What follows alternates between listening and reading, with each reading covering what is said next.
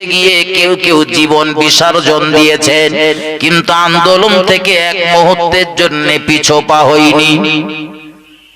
হযরত উসমান গনি রাদিয়াল্লাহু তাআলা আনহুর কথা ভাবেন, এত বড় রাসূলের একজন সাহাবা যিনি কোরআন সংরক্ষণ করেছিলেন, কোরআনের কপি করে পৃথিবীর চতুর্দিকে ছড়িয়ে দিয়েছিলেন। লক্ষ্য ছিল একটাই, আমার রাসূলের মতো মানুষ লেখাপড়া শিখুক, মানুষ কোরআন বুঝুক, জানুক, শিখুক।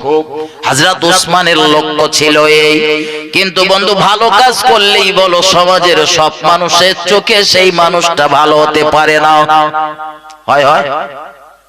যদি তাই হতো, হযরত উসমান গনির কবরটা বর্তমানে কোথায় বলেন? বলেন বলেন। মুসলমানদের কবরস্থানে জানেন জানেন? এখন তো গিয়ে আপনি জিয়ারত করেন, কিন্তু ওটা অরিজিনাল কবরস্থানটা কাদের? ওটা তো মুসলমানদের কবরস্থান না, সে তো বিরাট ইতিহাস। কাজটা করেছিলেন ভালো, কিন্তু এত ভয়ানক পরিবেশ তৈরি হয়েছিল। হযরত উসমান গনিকে শহীদ করে দেওয়ার পরে 3 দিন ধরে লাশ পড়ে রয়েছে ঘরের ভিতরে। একটা লোক উকি মারার লোক হচ্ছে না যে এই লোকটারে নিয়ে গিয়ে একটু দাফন করি।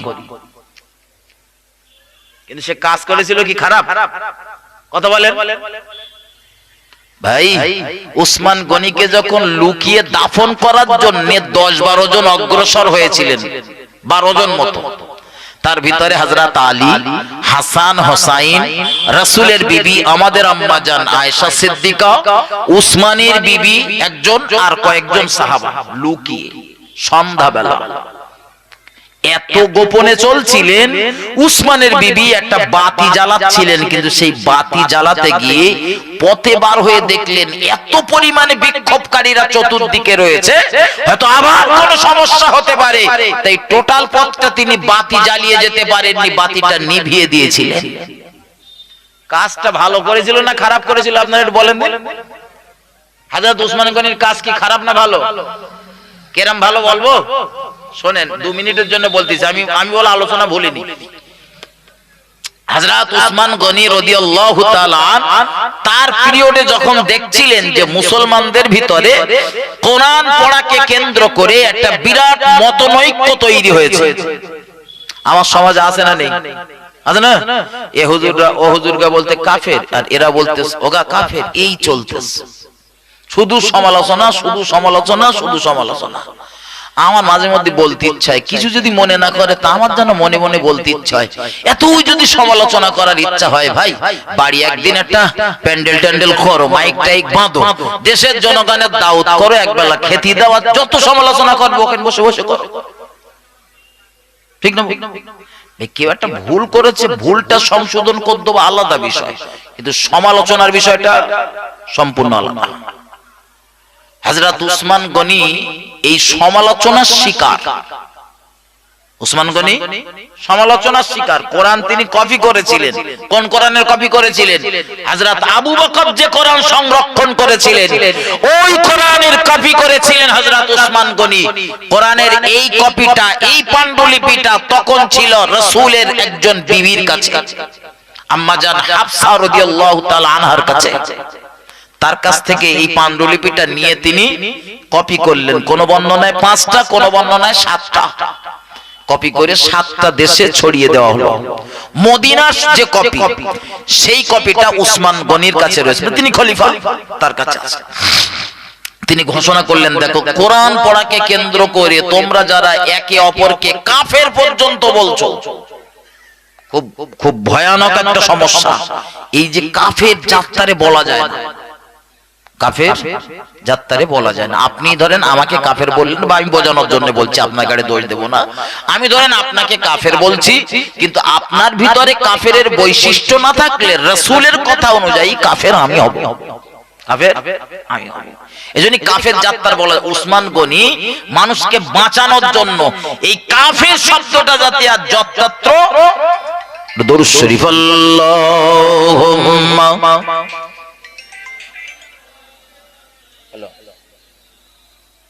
হ্যালো, হ্যাঁ আসসালাম, স্টেজে রয়েছে, বল। আমি নেমে ফোন করছি।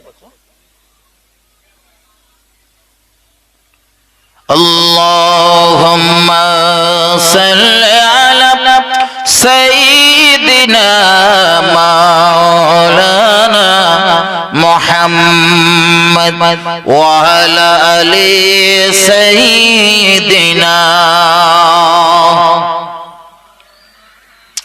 رحمت عالم نبی نور مجسم رحمت عالم نبی نور مجسم সাহাবীরা আতর বানায় ওই নবীজির ঘাম রহমত আলম নবী নূরে মুজাসসাম সাহাবীরা আতর বানায় ওই নবীজির ঘাম বাবাজি উস্তুনে হান্না নামে ছিল একটি খেজুর গাছের নাম যাকে ধরে খুতবা দিতেন রাসূল আকরাম গাছটি নবীর বিরহে কাঁদিতে রহে গাছ নবীর বিরহে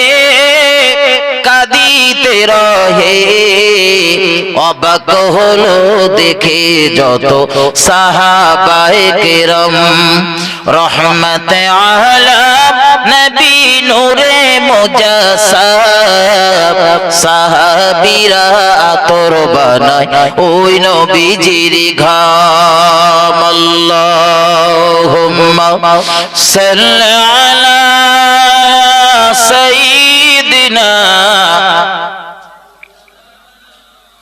ওয়া আলা আলি সাইয়্যিদিনা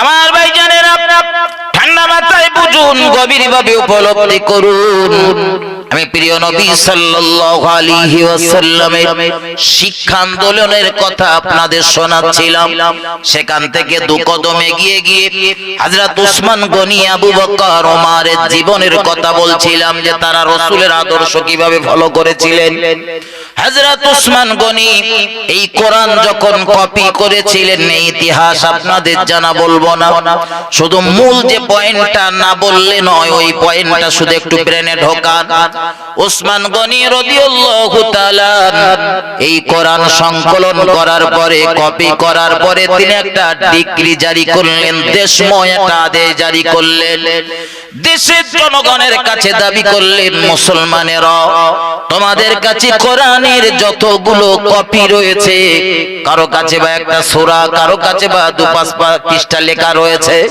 ওগুলো সব আমার কাছে এনে জমা দাও আমি দেখব সঠিক লেখা আছে না ঠিক সঠিক লেখা আছে না ভুল আছে লেখা ও বন্ধু আমার হযরত উসমান গনির কাছে জমা দেওয়ার ক্ষেত্রে দেখা গেল মতানৈক্য তৈরি হলো কেউ জমা দিতে রেডি হলো আর কেউ জমা দেবে না বলে বিক্ষোভ দেখাতে শুরু করলো ও হযরত উসমান গনি আল্লাহর কোরআনের কিছু অংশ আমি লিখে রেখেছি সেটা আপনার কাছে দেবো কেন হযরত উসমান গনি বললেন আমি একটু মিলিয়ে দেখতে চাই আমি যে হযরত আবু বকর রাদিয়াল্লাহু তাআলা আনহুর সংরক্ষণ করা যে কোরআনের কপি করেছি এই কোরআনের কপি অনুযায়ী তোমাদের কাছে লেখা আছে না বাড়ানো কমানো আছে সেইটা একটু দেখবো কিন্তু কিছু মানুষ বিরোধিতা করলো আর কিছু মানুষ জমা দিয়ে দিল হযরত উসমান গনি রাদিয়াল্লাহু তাআলা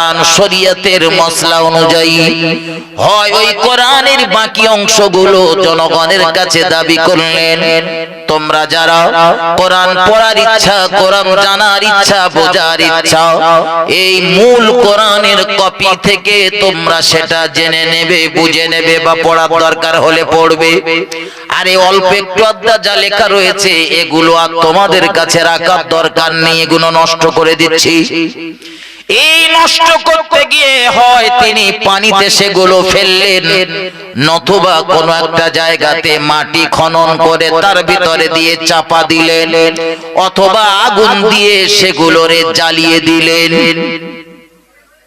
ওটা কোরআনের বর্ধিত অংশ ওটা কোরআন শরীফের এমন কিছু অংশ যেটা মূল অংশের ভিতরে রয়েছে কিন্তু এগুলো আর কাজে লাগবে না আমাদের বাড়ির যে কোরআনগুলো আর পড়ার উপযুক্ত থাকে থাকে না, এখানে ওখানে ফেলে রাখার থেকে দেখবেন কখনো মানুষ মাটির তলায় পুঁতে দেয়, কখনো বা সেগুলো পানিতে ফেলে নষ্ট করে দেয়। শরিয়াতেরও ঠিক আরেকটা পদ্ধতি রয়েছে, আগুন দিয়ে ওগুলোরে নষ্ট করে দেওয়া যায়। তবে এটা আমাদের থেকে নবী সাহাবারা আরো ভালো বুঝতেন। ভালো বুঝতেন না কম বুঝতেন? হযরত আবু বকর হযরত উসমান গনি শরীয়ত অনুযায়ী যে কোন একটা পদ্ধতি নিলেন, হয় সেটা আগুন দিয়ে পুড়িয়ে দিলেন, অথবা মাটির নিচে তিনি কবর খনন করে দিলেন, অথবা পানিতে নষ্ট করে দিলেন। তবে বিশ্বস্ত মত হলো তিনি একটা জায়গা সুন্দর করে গর্ত করে তার ভিতরে দিয়ে চাপা দিয়ে দিয়েছিলেন। কিন্তু মানুষদের ভিতরে একটা বিরাট পরিমাণে উসমান গনির বিরুদ্ধে সমালোচনা শুরু হলো। ও বন্ধু, সিরিয়া থেকে প্রায় 1000-এর মতো বিক্ষোভকারীরা এসে হাজির হলো। বর্তমানে যে দেশটার নাম ইরাক, এই ইরাকের কুফা শহর থেকে, বসরা থেকে, ইরাক থেকে প্রায় 700-র মতো মানুষ এসে হাজির হলো। এই বিরাট পরিমাণ মানুষ এসে হযরত উসমান গনি রাদিয়াল্লাহু তাআলা আনহুর কাছে বিক্ষোভ দেখাচ্ছিলেন। তাদের দেশীয় যে সম্রাটগুলো বা যে শাসকগুলোরে নিযুক্ত করেছিলেন তাদের বিরুদ্ধে কোন একটা অভিযোগ নিয়ে হযরত উসমান গনি তাদেরকে সান্ত্বনা দিলেন, বললেন বিষয়টা আমরা দেখতেছি, তারা ফেরত যাবে, এরকম একটা সময় দেখা গেল মুনাফিকদের চক্রান্তে তারা পতিত হয়ে গেল। মুনাফিকেরা আওয়াজ রটিয়ে দিল, হযরত উসমান গনি আল্লাহর কোরআনের সঙ্গে বেউজ্জতি করেছে। উসমান গনি আল্লাহর কোরআন যাতে মানুষ জানতে পারে, বুঝতে পারে, সঠিকভাবে তেলাওয়াত করতে পারে, তার পদ্ধতি তিনি তৈরি করলেন। কিন্তু তার বিরুদ্ধে মিথ্যা প্রপাগান্ডা রটানো হলো। হযরত উসমান গনি রাদিয়াল্লাহু তাআলা আনহুর বাড়ি চতুর্দিক ঘিরে ফেলা হলো। বিরাট বিক্ষোভকারীরা দেখা দিল। বিক্ষোভকারীরা হযরত আলী রাদিয়াল্লাহু তাআলা আনহুর কাছে গেলেন, ও হযরত আলী রাদিয়াল্লাহু তাআলা আনহু, হুজুর আপনি বলুন আপনি খলিফা হবেন কিনা? আপনি যদি খলিফা হন উসমান গনিকে আমরা মার্ডার করে দেব, শহীদ করে দেব। হযরত আলী বললেন আমার পক্ষে সম্ভব না। খলিফা যখন হযরত উসমানকে নিযুক্ত করা হচ্ছিল, তখন হযরত উসমান গনি নিজের খলিফা হবার ইচ্ছা ছিল না, বারবার বলতেছিলেন আলীকে যাওয়ার, ভাই আলী হোক, আলী হোক। জনগণ বলতেছিলেন, কিন্তু হযরত আলী রাদিয়াল্লাহু তাআলা আনহু চাইনি। ও বন্ধু, হযরত আলী কাররামাল্লাহু ওয়াজহাকে তারা যখন রাজি করতে পারল না, প্রিয় নবীর আরো দুই একজন সাহাবার কাছে তারা গেলেন, কিন্তু তারাও সম্মতি দিল না, এটা সম্ভব না, আমরা মানতে পারলাম না। হযরত উসমান গনি আল্লাহর কোরআনের জন্য, আল্লাহর দ্বীনের জন্য তার বিরাট অবদান রয়েছে, আমরা তার বিরুদ্ধে মাথা চাড়া দেব না। কারণ একদিন নবী করিম সাল্লাল্লাহু আলাইহি ওয়াসাল্লাম ফিতনার জামানার কথা বলছিলেন, আর আমরা কয়েকজন সাহাবা রাসূলের সঙ্গে তখন আলোচনা করছিলাম। ঠিক সেই সময় হযরত উসমান গনি আমাদের পাশ দিয়ে চলে যাচ্ছিল। আমরা তখন আল্লাহর নবীকে জিজ্ঞাসা করছিলাম, হুজুর ওই ফিতনার জামানা যদি আমরা পেয়ে যাই, তো আমরা কোন দলের অনুসারী হয়ে যাব, কোন দলে থেকে যাব? আল্লাহর নবী ইশারা করে আঙ্গুল দেখিয়ে বলতেছিলেন, ফিতনার জামানায় এই লোকটা সঠিক জায়গাতে থাকবে। হযরত উসমান গনিকে দেখিয়ে বলতেছিলেন ইনি সঠিক জায়গায় থাকবে। আর একটি বর্ণনাতে রয়েছে রাসূল উসমান গনিকে বলেছিলেন, বাবা উসমান গনি, ফিতনা যদি তুমি দেখতে পাও তো তুমি রোজা রাখবে, রোজা অবস্থাতে থাকবে। আল্লাহ চাইলে তুমি আর আমি একসঙ্গে রোজা ভাঙবো, ইফতার খুলবো। হযরত উসমান গনিকে যখন শহীদ করা হয়েছিল, দেখা গিয়েছিল হযরত উসমান গনি রোজা অবস্থায় ছিলেন।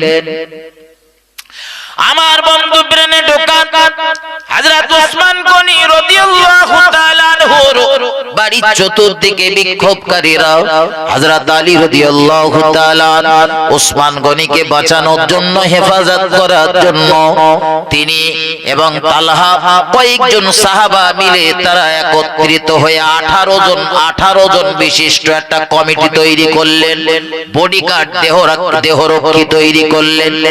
এই 18 জনকে দিয়ে হযরত ওসমান গনির বাড়ির সামনে পাহারার দায়িত্ব দিলেন। নেতৃত্বে রয়েছে হযরত হাসান আর হোসাইন, আর সঙ্গে রয়েছে আরো 16 জন, টোটাল 18 জন। কোরআন লেখার জন্য ওসমান গনি মূল দায়িত্ব দিয়েছিলেন 4 জনকে, আর সহযোগী হিসাবে দিয়েছিলেন প্রায় আরো 12 জনের মতো। ও বাবাজি ভাই জানেন আমার, হযরত ওসমান গনি রাদিয়াল্লাহু তাআলা আনহুকে তারা শহীদ করে দিল। ইতিহাস আপনাদের জানার বলবো না। ঘরের পিছন দিক থেকে ঢুকে ওসমান গনিকে তারা হত্যা করে দিয়েছিল, শহীদ করে দিয়েছিল। হযরত ওসমান গনি তখন কোরআন তেলাওয়াত করতেছিলেন, এত কোরআনের মহব্বত করতেন, তখন কোরআন তিনি তেলাওয়াত করছিলেন। এই কোরআন তেলাওয়াত করা অবস্থাতেই তিনি শহীদ হয়ে গেলেন। আমার ভাই, আমি যেটা বোঝাতে চাইছিলাম, প্রিয় নবী সাল্লাল্লাহু আলাইহি ওয়াসাল্লাম শিক্ষা আন্দোলন শুরু করেছিলেন। সেই আন্দোলন পরপর ছড়িয়ে দিতে গিয়ে হযরত ওসমান গনি নিজের জীবন বিসর্জন দিলেন, শহীদ হয়ে গেলেন। কিন্তু রাসূলের দেখানো ওই পথ থেকে এক চুল পরিমাণ তিনি সরলেন না। এত ন্যাক্কারজনক ঘটনা ঘটে গেল, বিক্ষোভকারীর এত অধিক পরিমাণে হয়ে গেল। হযরত ওসমান গনিকে শহীদ করে দেওয়ার পরে 3 দিন ধরে লাশ ওসমান গনির ঘরের ভিতরে পড়ে রয়েছে, মাটি দেওয়ার লোক নেই, কারো সাহস নেই ওসমান গনিকে মাটি দেবে। অথচ তিনি একজন রাসূলের বিখ্যাত সাহাবা। আমার নবী সোনার জবানে যে 2 জন ব্যক্তির জান্নাতের সুসংবাদ শুনিয়েছেন, তার ভিতরে 3 নম্বরে নাম রয়েছে হযরত ওসমান গনি। কিন্তু বিক্ষোভকারীদের উক্তি হলো ওসমান গনি আর ঈমানদার নেই। আল্লাহর কোরআনের সাথে যে বিয়াদবি করেছে, আল্লাহর কোরআনের সঙ্গে যে বেইজ্জতি করেছে, সে আর ঈমানদার থাকতে পারে না। নাউযুবিল্লাহি মিন যালিক। ও বাবাজি ভাই জানেরা, এজন্য হযরত ওসমান গনিকে ওই যখন হযরত আলী রাদিয়াল্লাহু তাআলা হাসান এবং হোসাইন এবং 10-12 জনের মতো ব্যক্তিদের নেতৃত্বে যখন মদিনার বিখ্যাত কবরস্থানে, মুসলমানদের কবরস্থানে দাফন করার জন্য নিয়ে যাওয়া হলো, আবার দেখা গেল চতুর্দিক থেকে বিক্ষোভ শুরু হলো। ওই বিক্ষোভ ঠেকানো গেল না। হযরত আলী কাররামাল্লাহু ওয়াজহাহু, প্রিয় নবীর বিবি আমাদের আম্মা জান আয়েশা সিদ্দিকা রাদিয়াল্লাহু তাআলা আনহা এবং ওসমান গনির বিবি 3 জন আলোচনা করলেন এই বিপদ থেকে বাঁচার জন্য। বিক্ষোভকারীদেরকে আমরা জিজ্ঞাসা করি, ওসমানের মাটি কোথায় দেব? ওরা তো বলছে এখানে দেওয়া যাবে না, আর এক জায়গায় নিয়ে যাব, সেখানে বলবে দেওয়া যাবে না, আর এক জায়গায় গেলে আবার বলবে দেওয়া যাবে না।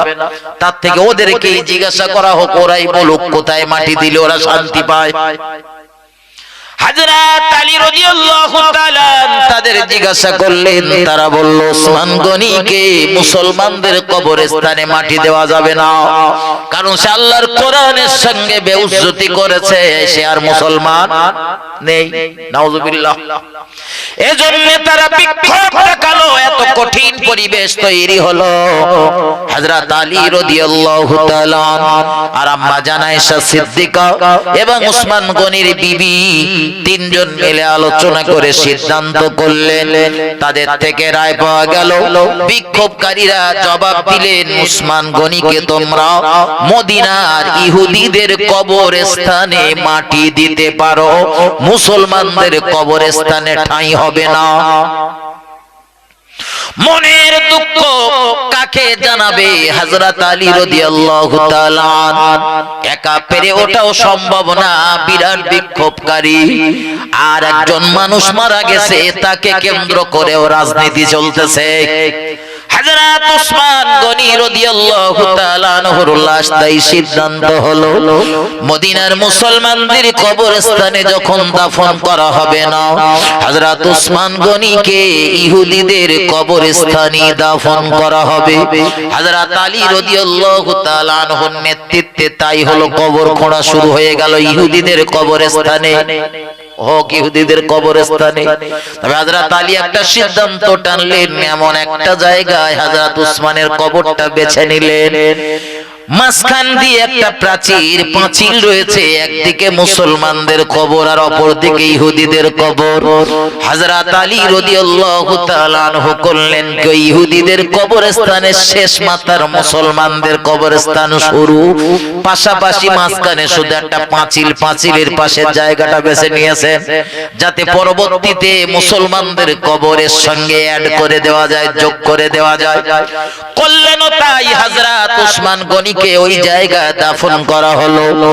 আমার বন্ধু, পরবর্তীতে মুসলিম শাসকেরা মাঝখানের ওই প্রাচীরটা ভেঙে দিয়ে হযরত উসমানের কবরটা মদিনার মুসলমানদের কবরস্থানের সঙ্গে যোগ করে দিলেন। আমার ভাই, আমি যেটা বোঝাতে চাচ্ছিলাম, হযরত উসমান গনি নবীর আদর্শ, জাতি একটু লেখাপড়া শেখো, কোরআন সম্পর্কে জানো, বুঝো, সহি শুদ্ধভাবে জানো, ভুল ভ্রান্তি যাতে না হয়, আর ভুলভাল ভাবে ফতোয়া ছড়াছড়ি যাতে বন্ধ হয়, তার জন্যই উসমান গনি কোরআনের কপি করেছিলেন। এর জন্যই উসমান গনির জীবনে এত ভয়ানক বিপদ নেমে এলো, জীবন বিলিয়ে দিতে হলো, তাতেও ক্ষান্ত হলো না। উসমান গনির কবরটা মুসলমানদের কবরস্থানে না, ইহুদিদের কবরস্থানে দাফন করা হলো। কিন্তু অমর কীর্তি উসমান গনি দুনিয়ার মানুষের কাছে স্থাপন করে গেল। তাম দুনিয়ার ইমানদারেরা হযরত উসমান গনির কাছে ঋণী। তিনি যদি কোরআন সংকলন করে কপি না করতেন না, সাধারণ মানুষের আমরা কোরআন পড়তে পারতাম না। জীবনের পরোয়া তারা করেনি, মালের পরোয়া করেনি, তাদের কাছে মূল লক্ষ্য ছিল শিক্ষা। আর আমাদের কাছে মূল টার্গেট শুধু মাল, শুধু মাল। আমার বন্ধু, গোড়ায় ফিরে চলো, আল্লাহ নবী যে শিক্ষা আন্দোলন শুরু করেছিলেন, সেই শিক্ষায় শিক্ষিত করার জন্য আপনার সন্তান, আমি গোড়ায় বলেছি, ডাক্তার হোক, মাস্টার হোক, উকিল হোক, সব শিক্ষায় শিক্ষিত হোক, সব শিক্ষার দরকার রয়েছে। আমার ঘরের মেয়েগুলো নার্স হোক, আমার ঘরের মহিলাগুলো ডাক্তার হোক, আমার কোনো সমস্যা নেই, সব হোক, কিন্তু পদ্ধতির ভিতরে থেকে সব শিক্ষা অর্জন করুক। প্রাথমিক স্তরে ওদের ভিতরে কোরআনের শিক্ষাটা ঢুকিয়ে দেওয়া হোক। যদি ঢুকিয়ে দিতে পারেন তো দেখবেন যে জাতি হারিয়েছে গৌরব, আল্লাহ চাইলে খুব তাড়াতাড়ি এ জাতি তারা হারানো গৌরব ফিরিয়ে আনতে পারবে। টোটাল ভারতবর্ষের জমিনে সব থেকে শিক্ষায় মুসলমানদের ভিতরে শিক্ষায় সব থেকে এগিয়ে কেরালার মুসলমানের। কারা বলেছি? কেরালার মুসলমানরা। চাকরিতে বলেন, লেখাপড়ায় বলেন, সব জায়গায়। ভারতবর্ষের সাচার কমিটির রিপোর্ট বলছে, আমরা ভারতবর্ষের পশ্চিমবঙ্গের বসিরহাট সাব ডিভিশনের তো বসিরহাট এলাকার মানুষ, আমরা কিছু কিছু কিছু কিছু মানুষ আছে এরকম ভাবি, আমরাই মনে হয় সব থেকে ইসলাম ধর্মটা খুব ভালো মেনে চলেছে, ভাবি কিছু লোক।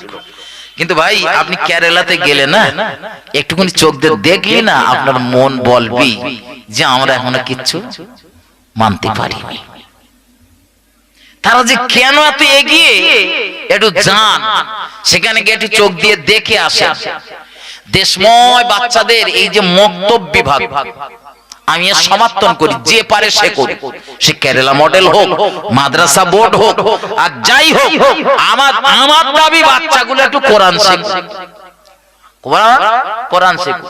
যেখান থেকে শিখে শিখুক, কোরআন শিখবে তো সে নাই, অন্য কিছু শিখবে, শিখুক কোরআন। আমি ব্যক্তিগত ভাবে যখন হাফেজ হয়েছি, আমি তো তবলিগদের মাদ্রাসা থেকে হাফেজ হয়েছি, আমি তবলিগ হয়ে গেছি। আসলে না ভাই, শিক্ষা যেখান থেকে আপনি অর্জন করতে পারেন করুন। শিক্ষা অর্জন করা আপনার জন্য জরুরি। ইমানদার হিসাবে আপনার জন্য নৈতিক কর্তব্য জ্ঞান অর্জন করা হলো ফরজ। তো যেখান থেকেই হোক আপনাকে জ্ঞান অর্জন করতেই হবে। আমার ভাই মাথায় ঢোকান। তো এই যে মক্তব বিভাগ কেরালা থেকে এখানে ধার করে এনে যে মডেলটা করেছে, এইটা শুধু বলতে চাচ্ছি 1 মিনিট। কেউ হয়তো বলতেছে ওটা শাফি মাযহাব অনুযায়ী, কেউ বলতে অমুক মাযহাব অনুযায়ী, তমুক মাযহাব অনুযায়ী। আমার বক্তৃতা ওই জায়গায় ভাই, শাফি মাযহাব তারা মুসলমান না কাফের? হ্যাঁ মুসলমান না? আমি কিছুক্ষণের জন্য হয়তো ওদের কথা মেনে নিলাম, হ্যাঁ ওরা শাফি মাযহাবের লোক। তা ওরা মুসলমান, তা মুসলমানের শিক্ষা লওয়া যাবে না? নবী বদরের প্রান্তে যে কটার কাছ থেকে মুসলমানের ছেলে পিলেদের লেখাপড়া শিখল, ও কটা সব ঈমানদার ছিল? কথা বলেন। নবী যদি বেদিনদের কাছ থেকে নিতে পারে, তুমি অন্য মাযহাবের মানুষদের কাছ থেকে নিতে পারবে না? সে তো আর এখানে এসে ইমাম আবু হানিফা রাহমাতুল্লাহ আলাইহির মাযহাবের তো কবর দিচ্ছে না, দিচ্ছে? তা তো দেয় না। আর আমরা কি কিচ্ছু বুঝি না? আমার বন্ধু, আমি শুধু এতটুকু নিবেদন করব, আপনার বাচ্চা যেখানে দেবেন দেন, আমার কোনো সমস্যা নেই। সে কেরালা মডেলে দেন, মক্তব বোর্ডে দেন, বাড়ি হাফেজ ডেকে পড়ান। শুধু এতটুকু দাবি, বাচ্চা কটারে একটু প্রাথমিক অবস্থাতে কোরআন হাদিসের কিছু জ্ঞান, পাক নাপাকের কিছু ফিকার মশলা মশাইল একটু জানিয়ে বুঝিয়ে দেন। বাচ্চাগুলো যাতে পরবর্তীতে তার চলার পথটা সহজ হয়। জি জি, দুঃখ লাগে, খুব দুঃখ লাগে। আজও কিছু মানুষ রয়েছে 40 বছর 50 বছর বয়স হয়ে গেছে, ফরজ গোসল করতে হয় কি করে জানে না। আছে না? কত নামাজীদের দেখেছি, ওই পাশের লোক কি করতেছে তাই এরকম করে দেখতেছে। সে যদি তাশাহুদে বসে আঙুল উঁচু করে, তো ও তখন দেখলে আঙুল উঁচু করতেছে। তার মানে কিছু জানে বলে মনে হয়। জ্ঞান অর্জন করুক, যেখান থেকে খুশি সেখান থেকে অর্জন করুন, আমার কোনো বাধা নেই। তবে দাবি শুধু এতটুকু, নবী দেখিয়ে দেওয়া ওই পথ অনুযায়ী আপনার বাচ্চাটা শিক্ষিত হোক। তাতে যদি একদিন সবজির পরিবর্তে ঝাল আর পেঁয়াজ দিয়ে খেতে হয়, তাই খান। বাচ্চা কটারে লেখাপড়া শেখান। আল্লাহ চাইলে আপনি না দেখে যেতে পারলেও পরের প্রজন্ম দেখবে ইনশাআল্লাহ। বাংলার মুসলমানদের সেই হারানো গৌরব ফিরে আসতে বাধ্য ইনশাআল্লাহ। শুধু প্রথম টার্গেট, মূল টার্গেট, আমার একদিন না বাজার করা হলেও হোক, আমার বাচ্চাটা যেন লেখাপড়া শিখে। তাতে চাকরি হলো উপরি পাওনা, না হলো না হলো। আরে বাবা, মাঠে চাষ করবে তো আমার ছেলে লেখাপড়া শিখেও চাষ করতে পারবে। মূর্খ থেকে আমার ছেলে লেখাপড়া শিখানো ভালো চাষ করতে পারবে। কি পারবে কিনা? পারবে। মূর্খ তো কীটনাশকের দোকানে গেছে আর ওষুধের নাম বলতে পারবে না। হেই আমাদের সেই অমুক চাষা লিখেল, সেই এরম নীলপানা নাম তো আর বলতে পারতে না। শিক্ষিত হইলে আবার নামটাও বলতে পারবে। আমার ভাই ব্যথা নেবেন না। আমি গোড়ায় বলছিলাম রাসূল করিম সাল্লাল্লাহু আলাইহি ওয়াসাল্লামের আদর্শ বাস্তব জীবনে রূপ দেন। নবী শিক্ষার আন্দোলন করেছেন, সেই আন্দোলনে শামিল হন, বাচ্চাগুলোর লেখাপড়া শেখান। দেখবেন হাসরের মাঠে আমার নবী আপনার জন্য অপেক্ষা করবে। আমি বদরের প্রান্ত থেকে যে আন্দোলন শুরু করেছিলাম, তুমি পশ্চিম বাংলার লক্ষণকাঠি থেকে সেই আন্দোলনে সমর্থন করেছিলে। তুমি আমার খাঁটি প্রেমিক, কাছে এসো। আমার ভাই মুহাম্মদ সাল্লাল্লাহু আলাইহি সাল্লাম শুধু শিক্ষার আন্দোলন করে ক্ষান্ত হননি, নবী আন্দোলন করেছিলেন নামাজ প্রতিষ্ঠার আন্দোলন। একটু মহব্বত করে বলুন, আর একটু আওয়াজ দিয়ে বলুন। আর ভাই লেখাপড়া যদি না শেখে, লেখাপড়া না শেখে তার নামাজ হবে? এই স্কুল কলেজে যাক বা না যাক, নামাজের দোয়া দরুদ কলেমা, নামাজের দোয়া দরুদ বলেন যে সূরা কিরাত গুলো পড়তে হয়, ওগুলো তো তার যেখান থেকে শিখতে হবে। তার মানে তার লেখাপড়া শিখতে হবে। লেখাপড়া না শিখলে আপনি যে ইবাদত করবেন তাও তো জায়গা খুঁজে পাবেন না। রাসূল লেখাপড়ার আন্দোলন যেমন করেছেন, প্রিয় নবী নামাজের আন্দোলনও করেছেন। কিন্তু অত্যন্ত দুঃখের সাথে বলতেছি, শিক্ষায়ও আমরা যেরকম পিছিয়ে, নামাজেও বলেন পিছিয়ে। একদম যে মানুষ পড়ে না তা না, আল্লাহ পাকের শুকরিয়া, আগের তুলনায় বহু মানুষ নামাজি হয়েছে। কিন্তু বহু নামাজি রয়েছে, বিশ্বাস করেন, এখনো জানে না কোন দোয়াটার পরে কোন দোয়া পড়তে হয় নামাজের ভেতরে। এইগুলো একটু জেনে নেন, একটু পায়ে দুটো হাত দিয়ে বলতেছি। আপনি সারা জীবন ভুলভাল ইবাদত করে গেলেন, ও তো রবের দরবারে গ্রহণযোগ্য হবে না। তার থেকে একদিন যদি হুজুর মনে করে যে এই চাচা জানে না, তা ওই একদিন একটু হুজুর মনে করে করুক, তারপরে তো হুজুরের কাছ থেকে সঠিকটা আপনি পেয়ে যাবেন। এজন্য মসজিদের মুয়াজ্জিন, মসজিদের ইমামদের কাছ থেকে বা গ্রামের যেসব হাফেজ মাওলানা ছেলেরা রয়েছে মাদ্রাসায় পড়নে বলা, তাদের কাছ থেকে একটু জেনে বুঝে নেন, ওদের পর করে দেবেন না। ওরা আপনাদের বড় মহব্বত করে, দেখবেন ইমাম সাহেব আপনাদের জন্য যখন হাত তোলে একবারও বলে না যে আল্লাহ আমার মুসল্লিকে ঘাড়ে বাস পড়ুক, বলে না। ওরা বলে আল্লাহ আমার মুসল্লিদের হেফাজত করুন, আল্লাহ ওদের বিপদ আপদ দেবেন না, ওদের বাপ মা যারা মরে গেছে তাদের কবরে শান্তি দাও, ওরা যেন জান্নাতি হয়, যে কটা বেঁচে রয়েছে ওদের আল্লাহ আয় রোজগারে বরকত দাও, এই দোয়া করে নাকি? তাই ওরা যখন আপনাদের জন্য এত সুন্দর দোয়া করে, তো জানবেন আপনি কিছু জানার জন্য গেলে নিশ্চয়ই তারা জানিয়ে দেবে। হয়তো কোনো একটা বিষয়ে গিয়েছেন, সেই বিষয়টা তাৎক্ষণিক হুজুরির মনে নেই, সব কথা যে সব সময় ব্রেনে থাকবে তাও নাও হতে পারে, আর কোরআন হাদিসের সব কথা সব সময় ব্রেনে থাকে না। এজন্য হয়তো একটা কোচিরে কিছু জিজ্ঞাসা করলেন, তো কোচি হয়তো বলতে পারলো না, কিন্তু কোচি বলে দিল বাবা একটু সময় দেন, কালকে রে কি পরশুদিন আমি একটু কিতাবপত্র দেখে বলে দেবো। তাই বলে আবার আপনি যেন ফতোয়া মেরে বেড়াবেন না চার দোকানে, জানো সেই অমুকির কোচি নাকি মাদ্রাসায় পড়তেছে, তার জিজ্ঞাসা করেছি একটা কথা সে বলতে পারি, তার মানে কিচ্ছু জানে না। আমার ভাই ও বাবাজিরা আমার, ঠান্ডা মাথায় বুঝুন, গভীরভাবে উপলব্ধি করুন, আল্লাহ পাকের নবী জনাবে মুহাম্মদুর রাসূলুল্লাহ সাল্লাল্লাহু আলাইহি ওয়াসাল্লাম নবী আমার নামাজের আন্দোলন করেছেন। কোরআন শরীফের ভিতরে মহান আল্লাহ 82 বার ঘোষণা করেছেন আকিমুস সালাহ, বান্দা নামাজ কায়েম করো, নামাজ কায়েম করো। হাদিস শরীফের ভিতরে প্রিয় নবী সোনার জবানে বর্ণনা করে আসসালাতু মিফতাহুল জান্নাহ, নামাজ হলো জান্নাতের চাবি। একটু মহব্বত করে বলুন সুবহানাল্লাহ। নামাজের কথা বলতেছি, আপনাদের অসুবিধা হচ্ছে? আমি গতদিনই বলতেছিলাম, এই আপনাদের এই পাশে মনে এসেছিলাম 2-3 দিন আগে, কি ওই জায়গাটার নাম কি, এক সপ্তাহ মতো হচ্ছে মনে হয়। হ্যাঁ, তো আমি আপনাদের ওখানে বলতেছিল যে মানুষ এমন হয়েছে নামাজের কথা বললে আর শুনতে মজা লাগে, অথচ বিশ্বাস করেন নামাজের মশলা মশলা সম্পর্কে আমার জাতি বলো খুব বেশি জানে না। এই ছোট্ট একটা মশলা বলতেছি, সবাই ব্রেনে নেবেন। না জানি আল্লাহ কখন কার নসিবে বিপদ রাখে আর কিভাবে বিপদে পতিত হব, ও তো সময় বলে আসে না। আপনি ধরেন কোন একজন অত্যাচারী শাসকের কবলে পড়েছেন বা কোন একজন জুলুমবাজের কবলে পড়েছেন, তো সেই জুলুমবাজ আপনার হাত পা গুলো শিকল দিয়ে বা রশি দিয়ে খুব কায়দা করে বেঁধে রেখে দিয়েছে, গাছের সাথে পিসমোড়া করে বেঁধে রেখে দিয়েছে। এমত অবস্থায় দেখা গেছে মসজিদে আজান হয়েছে, নামাজের সময় হয়ে গেছে। আপনি নামাজ পড়বেন বলে তাকে বলেছেন ভাই আমি একজন ইমানদার, আমি নামাজ পড়বো, তো নামাজ পড়বো তোমরা আমার একটুখানি হাতটা খুলে দাও আর একটু পানির ব্যবস্থা করে দাও, আমি ওযু করবো। লোকটা এক বাক্যে আপনাকে বলল যে ভাই আমি আপনার হাতও খুলে দিতে পারবো না আর ওযু করার জন্য পানিও দিতে পারবো না। অপারগ হয়ে, খুব মন দেবেন, অপারগ হয়ে আপনি তার কাছে দাবি করলেন ভাই পানি যখন দেবেন না তো একটা কাজ করেন, পানি যখন দেবেন না একটু ওই তায়াম্মুম করার জন্য একটু মাটি দেন, পবিত্র মাটি। তো লোকটা তাও বলে দিল যে আমার পক্ষে সম্ভব না, আমি আপনারে পানিও দিতে পারবো না মাটিও দিতে পারবো না। এরকম পরিবেশ, নামাজ আমাদের পড়া লাগবে না, ছেড়ে দিতে হবে? লাগবে। এত কঠিন পরিবেশে, এত কঠিন পরিস্থিতিতে নামাজ ইসলাম আমার বলেন ছাড় দেয়নি। আর স্বাভাবিক অবস্থায় ঘুরতিস ফিরতিস দেশের সব কাজ করতে পারতিস, তখন কি আল্লাহ নামাজ ছেড়ে দেবে না, কোশ্চিন কালেও না। এরকম পরিবেশে যদি পড়েন তখন নামাজ পড়বেন কিভাবে জেনে নেন বিষয়টা। অনেকের হয়তো জানা রয়েছে, আবার সবার জানা নাও থাকতে পারে। আপনি পানি পেলেন না, তায়াম্মুমের জন্য মাটি পেলেন না, আপনি নিয়ত করে নেন আমি ওযু করার জন্য, ওযু করার নিয়ত করেন যে আমি পানি দ্বারা ওযু করতেছি।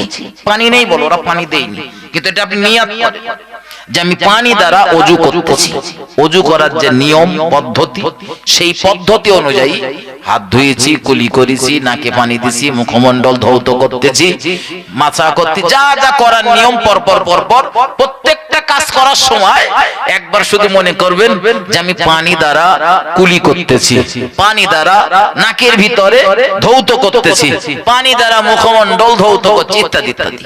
এইভাবে পরপর পরপর অজু কমপ্লিট হয়ে গেল। পানি নেই বলো, শুধু নিয়ত করলেন, হ্যাঁ স্মরণ করতে হবে। এইভাবে স্মরণ করে যে পানির দ্বারা অজু করতেছি, নিয়ত করে অজু সমাধা কমপ্লিট। এবারে আপনি দাঁড়িয়ে রয়েছেন, তো বসার কোনো পরিবেশ নেই, মাজা কোমর ভাঙবেন সে উপায়ও নেই, এমত অবস্থায় আপনি দাঁড়িয়ে যান, দাঁড়িয়ে রয়েছেন, ওই অবস্থায় নামাজের নিয়ত করুন আর ইশারা ইঙ্গিতে নামাজ সমাধা করুন। আমার ভাই, এজন্য